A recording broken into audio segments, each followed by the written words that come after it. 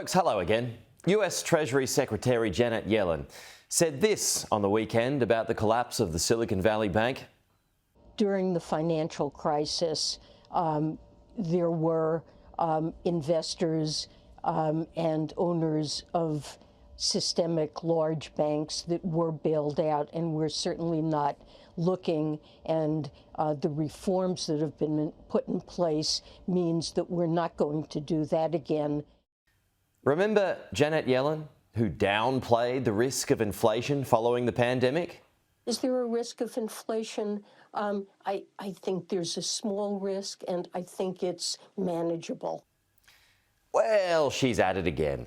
Less than a day after denying that there would be a bailout, she's done the old 360 and is giving a bailout, although very careful not to use that word.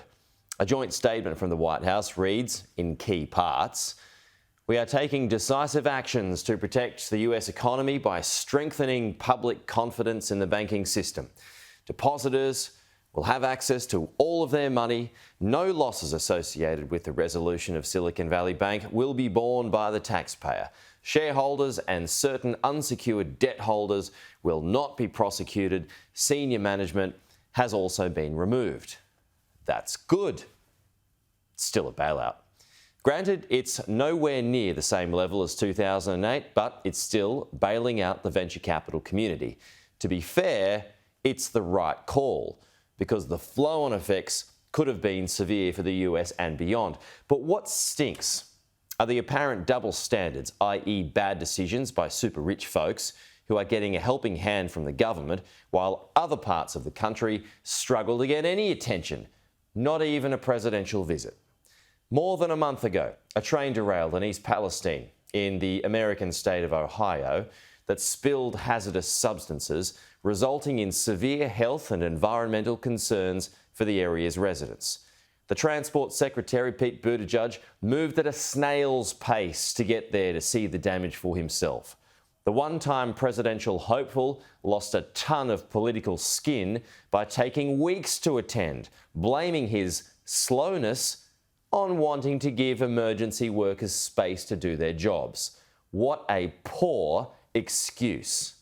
What I tried to do was balance two things: my desire to be involved and engaged and on the ground, which is how I am generally wired to act, and my desire to follow the norm of transportation secretaries, allowing NTSB to really lead the initial stages of the public-facing work. Joe Biden, the US president, still hasn't gone. There are legitimate concerns about the safety of the drinking water after reports of dead fish and animals and what appears to be an oily sheen in nearby creeks and waterways, with some folks suffering symptoms including rashes, sore throats and headaches.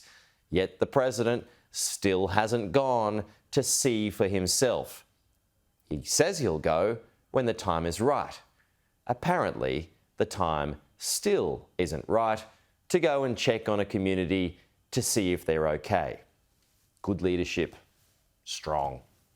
Some Democrats have said this is all political. Biden can't go to East Palestine because the Republicans are trying to lure him into a political fight. After all, Donald Trump, his likely main opponent for the 2024 White House run, has been there already. Either way, Biden is the president. He should have been there by now. The point of this example is it took Biden a couple of days to bail out a few rotten banks. Yet the people of East Palestine haven't had so much as a visit. Maybe it's because there aren't many venture capitalist donors for the Democratic Party in East Palestine. Just saying. Thanks for watching. To support this channel, please like, share and subscribe below. See you next week.